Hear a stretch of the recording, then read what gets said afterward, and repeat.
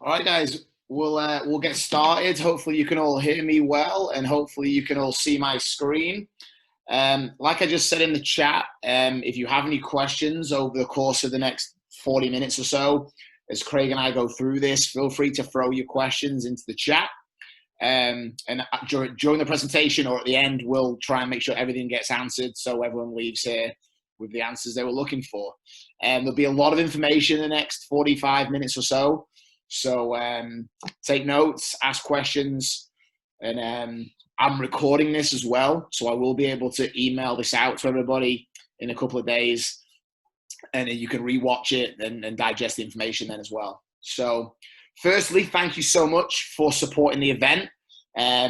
This event we put on is really for the players.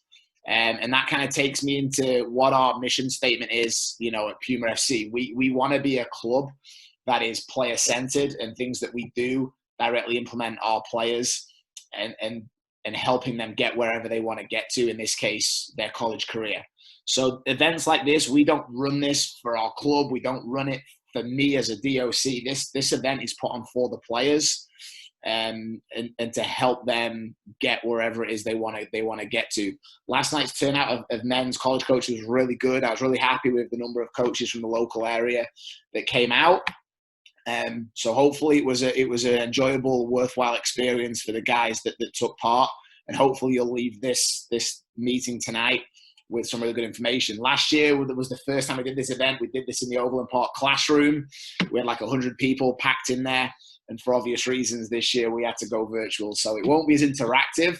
But like I said, use the chat function, and we'll answer all your questions. So I'll kick off with a few slides, and then I'll hand over to Craig Scriven, who used to be the associate head coach at Creighton University. He's now the vice president of soccer at USSSA. So I appreciate Craig jumping on here, and he's going to give you a load of good information here shortly. So the college recruiting is what it says there at the top of the page. It is a process, and everyone's process is different. The college recruiting pathway looks different for every single player. Some goes really quick, some goes really slow. Some people know exactly what they want. Some have no clue what they want. So it really is a true process where the player is the center of it. We as DOCs, as coaches, as parents, we are there to support and help the student athlete. They have to be the ones that drive the bus in terms of getting wherever it is they want to go. So I say there on the slide, what is it that you, the student athlete, want from your college experience? Playing college soccer isn't for everybody. Playing D1 college soccer isn't for everybody. So there's a few things I've listed there that you really need to think about when you're starting to think about your college search. For example, where is the school? Is it on the West Coast or East Coast where you're a flight away from home? Or is it in the Midwest where you're a 3-4 hour drive away from home? What are the academics that you're looking to study? What does it cost to go there? Distance from home again in terms of location. Climate, do you want to go to Michigan or North Dakota where it's going to snow half the year? Or do you want to go down to Florida or South Texas where it's going to be very nice weather 12 months of the year? Who's the coach at the program? Do you have a good relationship with that person? Is that a person you can see yourself playing for and getting along with in the 4 years of your college career? So that's just a snippet of things to think about as you start to narrow down the search of schools that you can see yourself attending for both, obviously, a soccer standpoint and an academic standpoint as well. Because at the end of the day, you're going to leave this school with a degree and go on and live your life. Obviously, COVID-19 has had a big impact on college recruiting, and I want to throw this in there. There was no D1 schools at our event last night, for the reason being they are not allowed. They're on a recruiting freeze. I have in there January 1st. That's not true. It's now been extended to like March or April of next year, where D1 coaches are very limited to what they can do.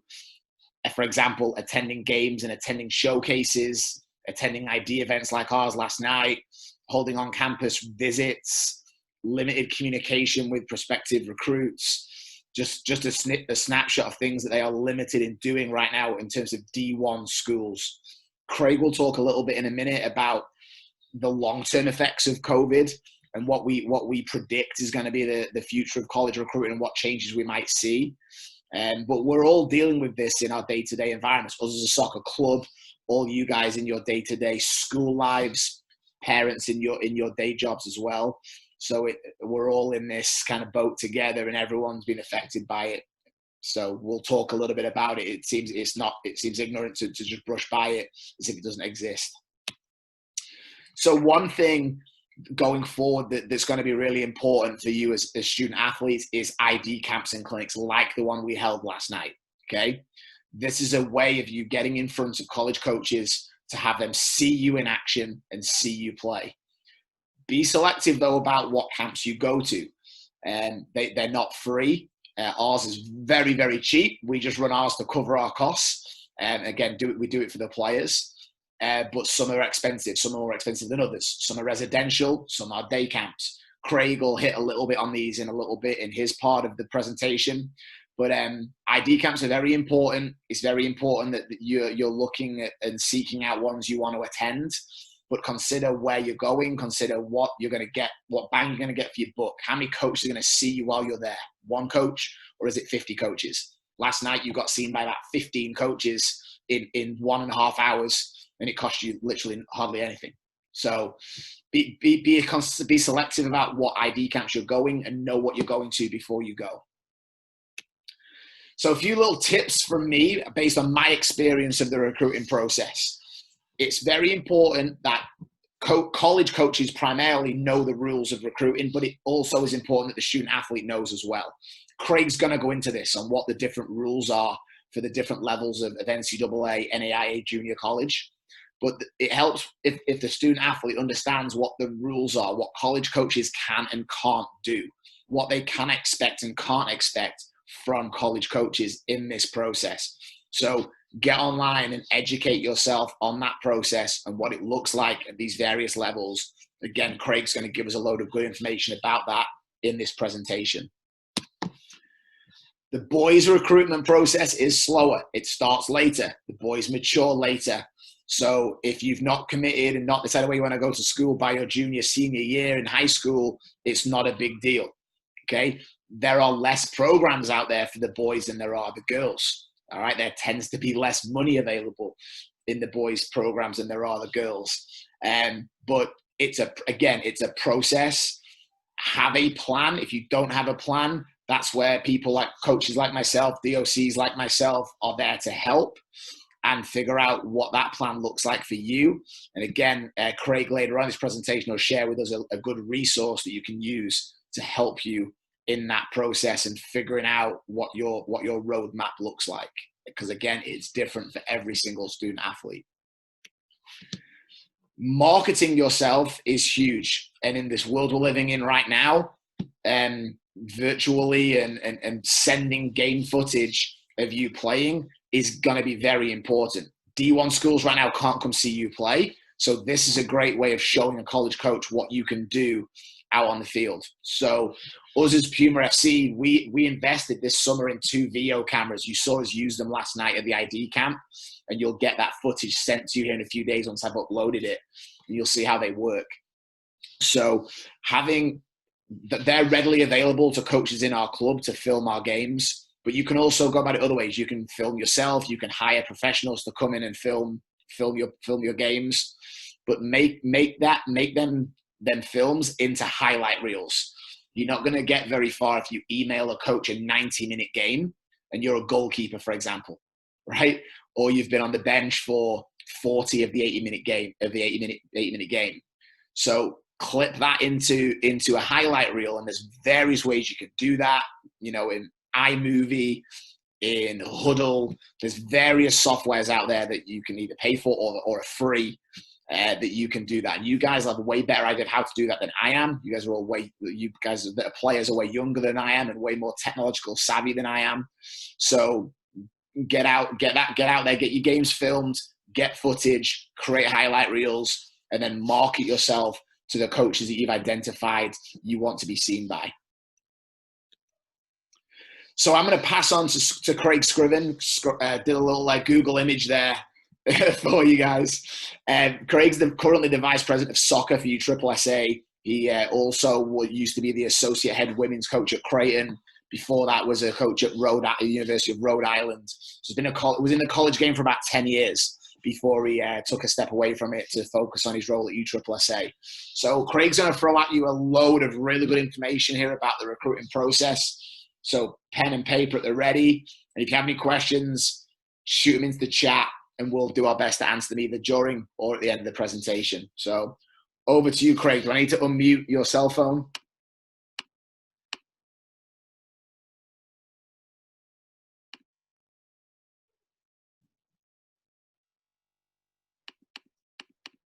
You there, Craig?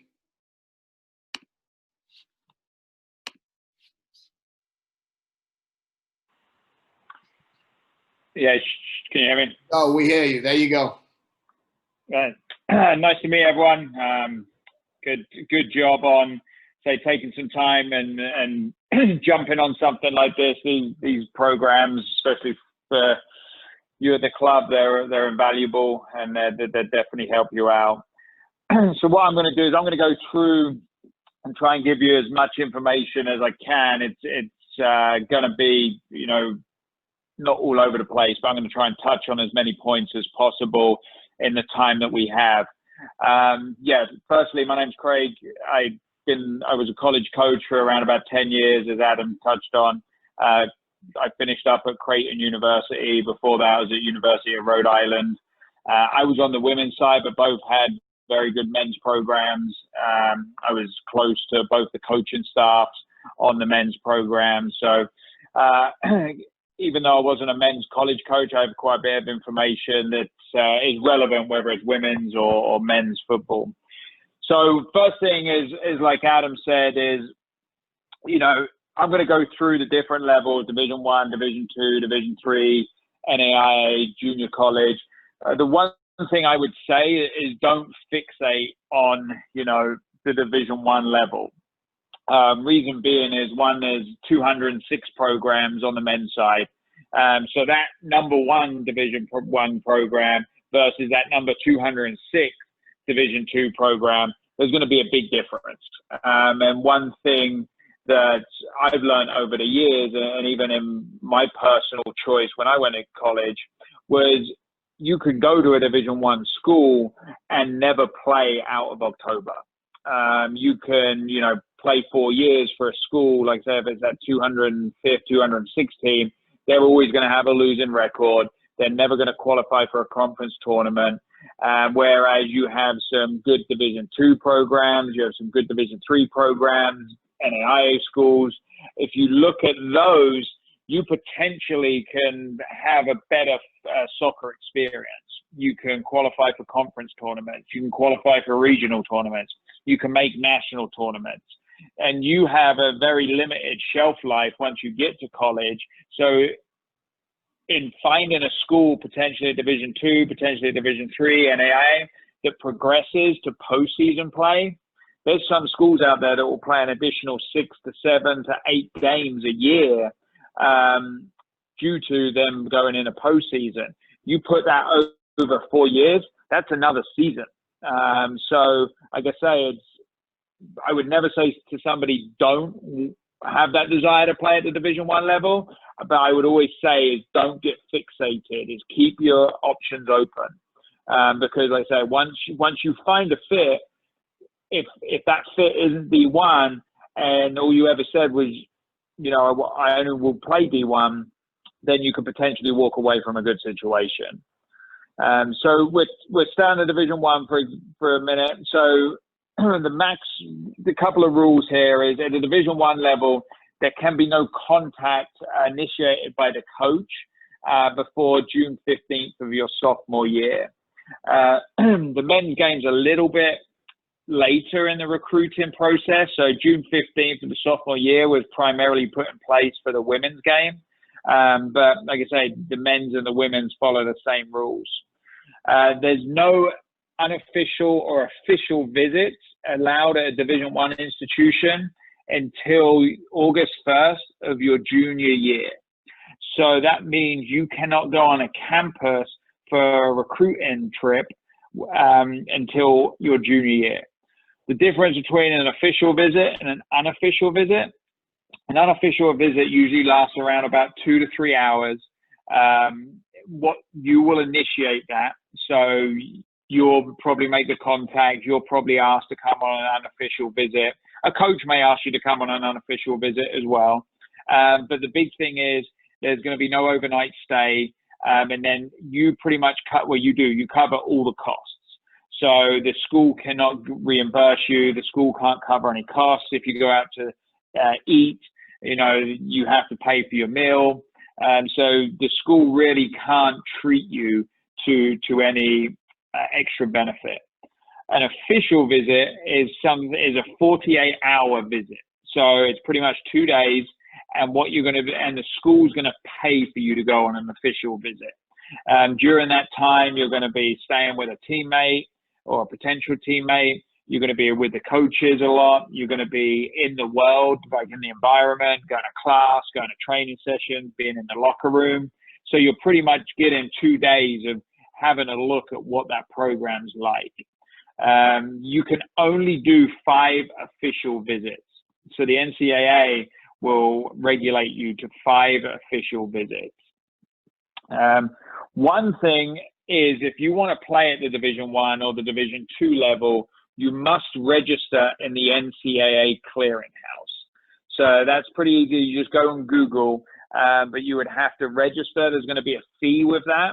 And what it's going to be kind of like a tracker. It's going to prompt you for information. It's going to give the schools that you're interested in the information, like a clearinghouse number. We would need that anytime you have an unofficial or an official visit. So if you're really considering, the Division I, the Division II level, then you want to make sure that you register in the NCAA clearinghouse. Again, very easy to find on Google. You're going to upload, as you get further along inside that, you're going to upload transcripts, you're going to upload test scores, you're going to upload amateurism paperwork. And so again, it's going to be really like a tracker for you. At the Division II level, there's 214 men's programs. Couple of differences between Division I and Division II. Tryouts are allowed at the Division II level. So you could actually step on a campus, you could take part in a training session, and you could try out. At Division I currently, there's no tryouts allowed. There is legislation that they're trying to push through, but at this time, there's no tryouts at Division I level. Same contact period as the sophomores, June 15th. There's an unlimited number of unofficial visits allowed, and then there's 5 official visits allowed, again, at the Division II level. So it's very similar with the Division I. If we go into Division III, the big thing with Division III is there's no athletic aid. So these institutions are very heavily academic and need-based in regards to what you can receive financially. So you could be recruited by Division I school, recruited by Division II school, and they would be speaking to you about athletic scholarships potentially. You're not going to have that at Division III school. It's all going to be financial aid-based and academic aid-based.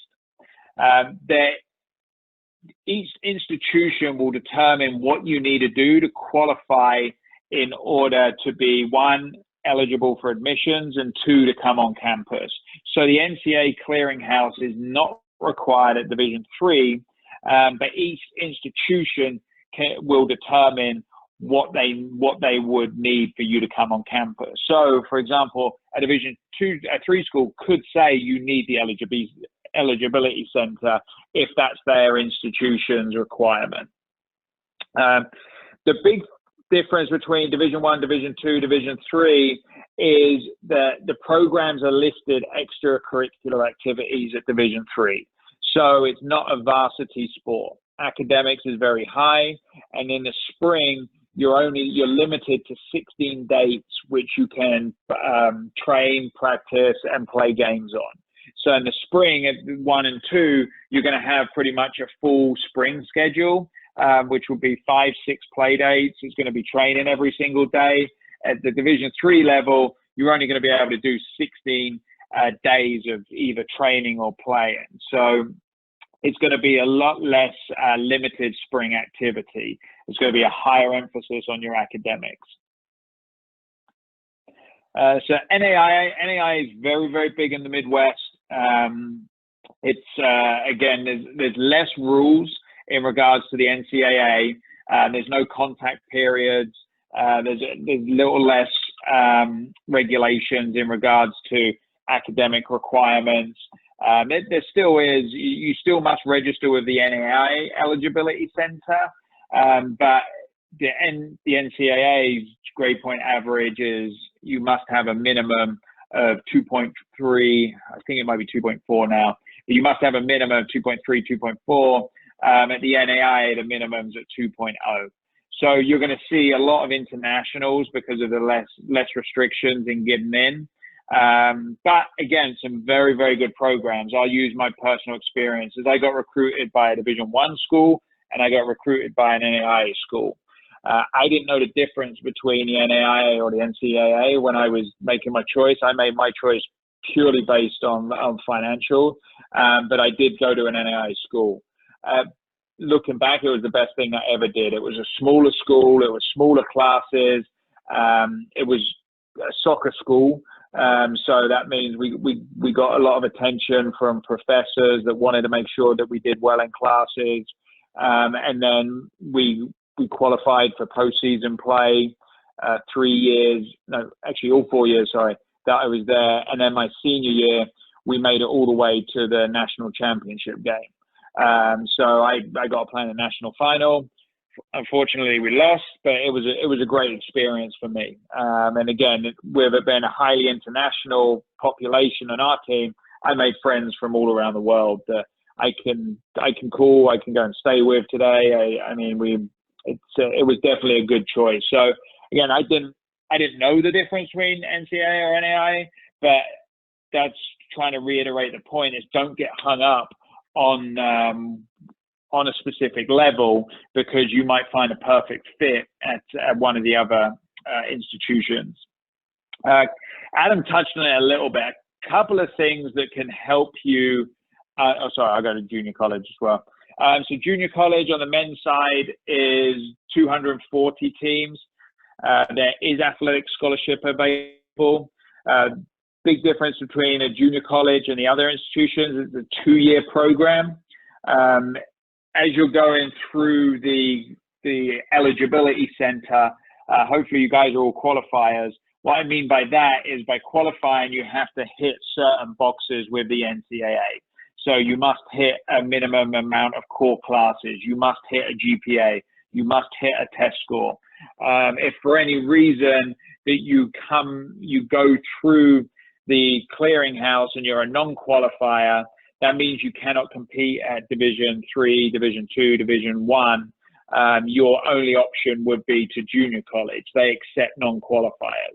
So what you would have to do then is go to a junior college, play 2 years, get an associate's degree. Then what that does, that activates you as a qualifier to transfer to a 4-year institution to continue your college and your studies. So it can be seen as a second chance if you haven't, taken care of the things you needed to do in high school. At the same time, some people prefer to go to the the junior college route. Reason being is there isn't as big of an age gap.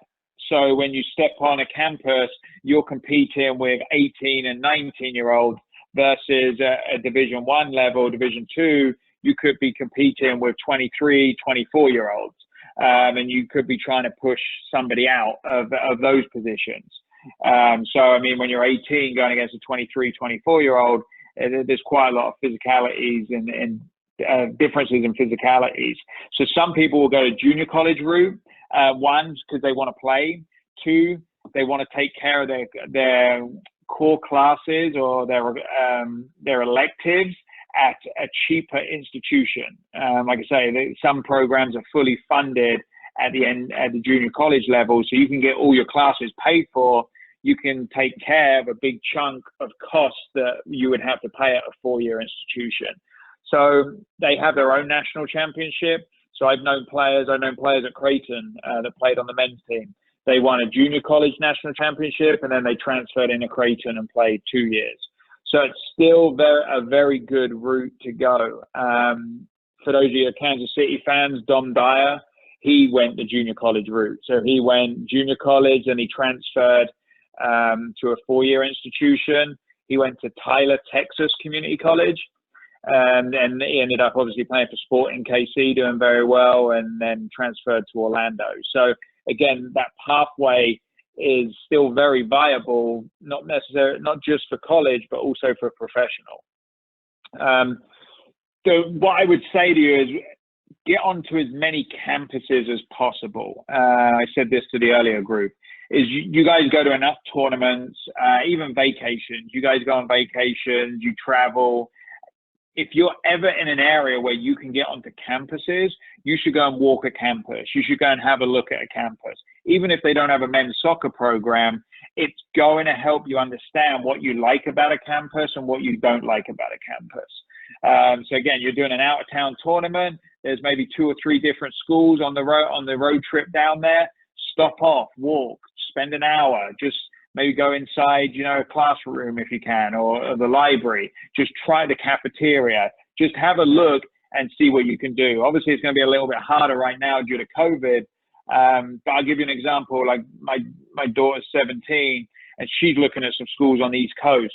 We're not able to get to the East Coast right now to get her on campus. So there's a university in St. Louis, University of Washington, that's very similar in regards to the architect, in regards to the size, in regards to the makeup of the school. So we're going to take a road trip and just walk that school. She's not necessarily interested in that university, but it will give her an idea that when she steps onto, when we're allowed, and she steps onto the campus on the East Coast, does it meet the things that she wants? So again, we're just trying to give her a little bit more opportunities to see what schools are like and what campuses are like. So when she finds the one that she wants to go to, she would have already ticked 3 or 4 boxes that along the way. One thing that we sort of speak about is obviously as you get through this is people ask about money. So there's obviously several different ways that money is used at the university level. One thing I will give you is on the men's side, there is less athletic money available through soccer than the women's side. So reason this is Title IX. So let's say if we stay at the Division I level, Division I, they have to build their roster of 9.9 scholarships. So their roster is normally anywhere from 26 to 27 players. They have to take care of all those players on 9.9 scholarships. So a full athletic scholarship at the men's level is extremely rare. I mean, it's rare at the women's, but it's extremely rare at the men's because a coach has to use all those athletic grants to make up his full squad. The same on the Division II side, there's 9 scholarships on the men's side. At the Division III, there isn't any, as we've touched on. And then NAIA and junior colleges, they will vary from institution to institution. So again, once you start speaking to schools and start asking about money, especially today, you're finding yourself, the NCAA is given extra eligibility for players to stay on. So what that means from a coaching standpoint is we could have expected, 3 or 4 kids to graduate in 2021 that would have freed up X amount of dollars. Well, that potentially is not going to get freed up right now. So I think what you're going to see is you're going to see a lot of packages. Packages were around before COVID, but you're going to see a lot of packages that will help with financial assistance through each individual going to university. Those financial packages can look like a percentage of athletic money, a percentage of academic money, and then it can be packaged with a grant. So if, again, depending when you get further along into this, or if you're close to talking to coaches about money, is don't be offended if they offer you a package deal. Again, don't get hung up that, oh, I only got X percentage athletic and the rest of it was academic and grants. That's how coaches are going to get through the next couple of years with budget cuts.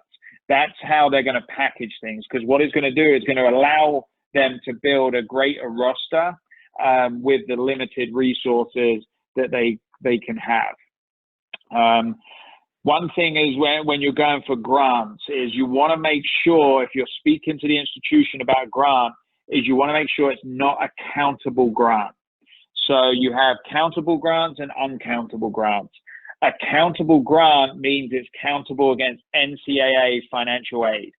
So we speak about men's having 9.9. If you were to get a grant that said was a 0.3 countable, that would take that men's athletic budget down to 9.6. So if you did that without a coach's knowledge, you're not going to put them in a good situation. So make sure if you're speaking to an institution about grants that you include the soccer coach in that, because they need to make sure that it's not a countable grant. And when we talk about academic monies, the big things that you need to focus on is your unweighted GPA.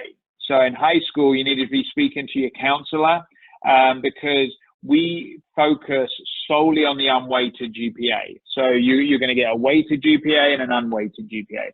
That weighted GPA could, have cooking classes, tennis classes, low-level fitness classes that jump up your GPA. They will be removed when we're going through the NCAA process to make you eligible, and 2, when we're going through academic award applications. So if you want to go to college, you need to go and speak with your advisor and your counselor at high school and say, look, I'm really looking at going to college and playing sports. I want to make sure that my unweighted GPA is going to allow me to do that. And they'll work with you on registering you and making sure you do all the right classes. A couple of other things that you can do for financial assistance is, whenever we used to bring people into our office, we said all the time, I don't care what your financial situation is make sure you apply for Pell grants and FAFSA grants. They are government awards. Some of them, like I say, are awards that don't have to be repaid. And again, in the world that we're living in today, I think you need to make sure that you're going through every avenue, because you don't know what the government's going to give you. It can't hurt. So again, regardless of your financial situation, I would always make sure that you applied for a Pell grant and then you applied for a FAFSA grant. Couple of things that Adam's asked me to touch on is like COVID, like what's its long-term effects? The long-term effects for COVID is that budgets are being slashed dramatically. Every athletic department has had their budget slashed. The next 3 to 4 months is going to be very, very key in regards to basketball. If basketball doesn't run at a lot of these institutions, budgets will get cut even more. I have friends at Ohio State. I have friends at Arizona. Big schools that I speak to, and they're having their budgets cut. So that's going to have an effect on recruiting. When I was a coach, I would be gone every weekend. The men's coaches, they would be gone every weekend. You're going to start to see less and less of that because of the budgets. You're not going to have the expendable budgets to do that. So what will happen is, ID camps will become that much more important for an institution. When you're looking at an institution from an ID camp, this is how we did it, and this is pretty common in the college game. There's going to be 2 types of ID camp. There's going to be a 1-day ID camp, and then there's going to be an extended ID camp. That 1-day ID camp may be in the winter, could be in the spring. You're going to come in, you're probably going to be in for like 4 or 5 hours. What coach is doing there is the coach is firstly doing exactly pretty much what it says, is they're identifying players that are showing promise, identifying players that they're like, I want to see more of. You're not going to go to a 1-day ID camp, or I shouldn't say you're not, but it's very rare you're going to go to a 1-day ID camp and a coach is going to tell you, right, I want to offer you an athletic scholarship. What they're going to do is they say, look, I want to see you back for our summer camp, which is going to be more extended.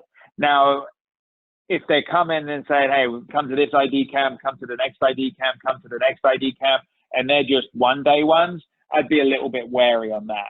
But if you go to a 1-day one and then a coach says, hey, come to my 3-day camp, it's going to be more expensive, yes, but it's going to be worth it if you have a good connection and you feel like that coach really likes you, because you're now going to step into that coach's environment and you're going to be involved for like 3 days. Inside those camps, we're placing kids into competition against other players that have committed to our school. We're putting kids in plays in competition against some of our current players. So if you find yourselves in those situations, then that coach is now watching you in your environment, and that's going to give you that's really the best recruiting tool out there, because you work with us extensively for 3 days, and you get to know about us, and we get to know about you a little bit more. So again, those are the 2 types of college camps. I think they're going to become even more important over the next few years as we go through, like say, budget cuts and restraints. Adam touched on it. Video is going to be a very, very important part of it. As you do a video, the first thing we want is that highlight reel. We want a 3 to 6 minute video that shows your qualities. And again, your qualities don't necessarily all have to be, world record like shots or highlight reel save. It could be losing the ball and then you working hard, and like 30 seconds later you're involved in the ball turning back over and your team winning possession of the ball. So again, don't necessarily go on all the ESPN bits. Maybe show us something where there's some diversity, where, like say, you lose the ball but then you win it back, because that's going to show us how you react to certain situations. Then what we would do is we would reach out and say, look, we were impressed by your video. Can you send us something that's a little bit more extended? So 45 minutes where you thought that you played well. So again, video will be an important part going through this. Adam touched on it. I said top tips is you have to take control of your destiny, and you have to do the research here, because again, I used to get 500-600 emails a week from people that wanted to come to Creighton. Now, Creighton is a good academic school. It's in the Big East, so it's in one of the strongest conferences in the country. We play at some very nice schools. We play at Georgetown, Marquette, DePaul, Villanova. We're playing some high-end schools with great facilities, and we have a wonderful facility as well. So you have to do your research, and you have to put yourself into a situation where you're comfortable that you can get what you want out of it. And that's where it sort of comes to having some honest conversations with your coaches, with your parents. That's sort of your support staff, your support bubble is, do I want to play my freshman year? Do I want to make an immediate impact? Am I okay redshirting? What if, I go to a Power 5 school or a big time program and they say that I'm not going to play extensive minutes to my junior year? Those are all questions that you'll need to ask yourself as you go through this. One, does it have the academic choices that I'm looking for? Because you go to school as a student athlete and not as an athlete student. So you're going to have to go to class, and if there's no academic offerings that are favorable to you, then that's not going to be a good situation, because you're going to be miserable going to class. You're not going to be setting yourself up for success after college. So the big things are, again, is have those honest conversations with your coaches, have those honest conversations with your parents, and speak to the coaches. Be honest with the coaches. We a lot of times we can tell, people that are telling us something that they think that we want to hear. We go through the recruiting process, we get told no a lot, and there's nothing to be scared of. But speak to a coach, get to learn about what their philosophy is, and build a relationship with that coach, and his staff and the assistants, because that's who you're going to be close to. And we want to have that relationship with the player. We're absolutely speak to the parents, but at the beginning and the onset of this whole recruiting process is the relationship has to be developed with the player, because the player is going to be the one that we're dealing with.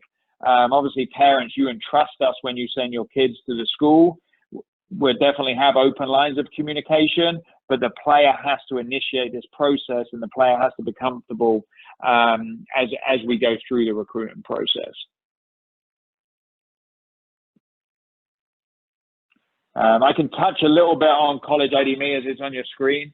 So I left college in 2019. Yeah, 19. One of the things was I had a newborn, so I didn't want to be away as much. And then two, I think there's an opportunity where players can continue getting better once they've committed. I think there's a gap right now from when players commit to they thinking that everything's done. I mean, once you commit, that's the first stage of what your preparation of what you need to do, as Adam touched on, in order to get to the process.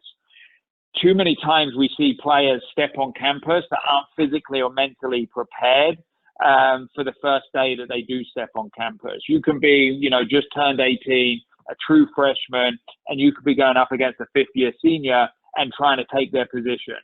That fifth-year senior is not going to just step aside and let you walk onto that team. So what we've done is we've developed a program that's it's evaluation, education, but it's also continued advancement.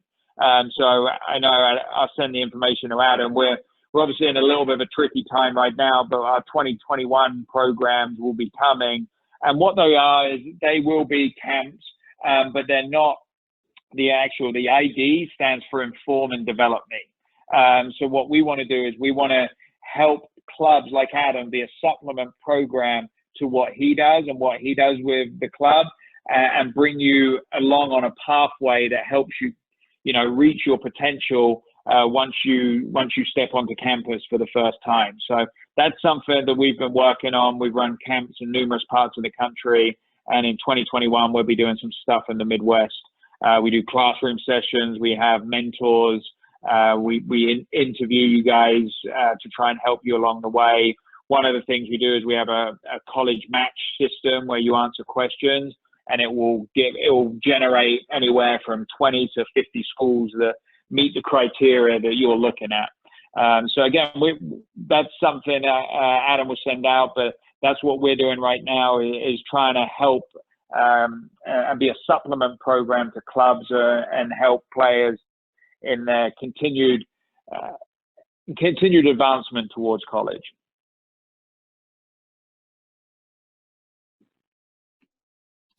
Cheers, Craig. So that was, I know, a lot of information to digest in a 45-minute period. If you guys have questions, feel free to throw them in the chat, and myself and Craig between us will try and answer them the best we can. And then I know it's a Thursday night at 8:15. I'm sure you guys want to go to bed.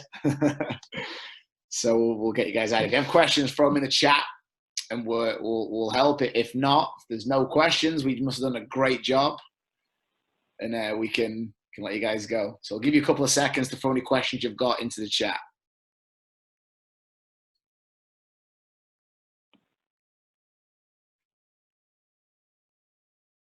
One question that came up on the girls' side was about subscription websites that you guys sign up to. Craig and I share the same opinion that you got to be careful of how much money you're spending on a subscription website to promote you. You can do that yourself. You can market yourself by Googling coaches' email addresses, putting some thought into what you want from your college search, and reaching out to the right people, and using your coach, using your DOC, using your parents as a resource to help. So I'm not saying don't, go look for help outside of that support system, as Craig called it.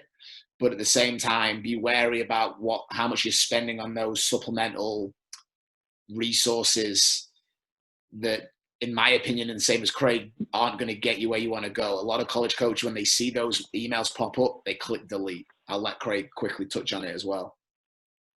Yeah, like I said, we'd get about 500-600 emails a week. It's not just domestic; it's international as well. So yeah, when we get like the sports recruits, or there's a lot of them out there. I don't want to throw any of them under the bus.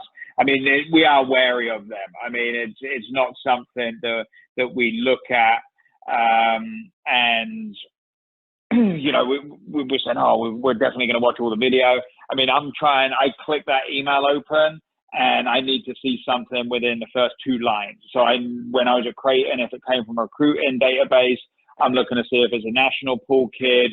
I'm looking to see if it's they're coming from a club that's nationally ranked or is a national program. If I don't see that, then I'm just deleting it. You have better luck in sending me an email from a Gmail account.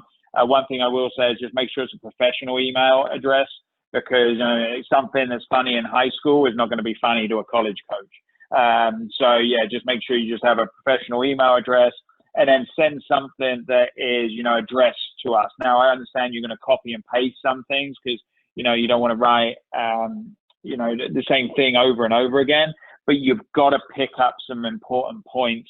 And I use Creighton, for example.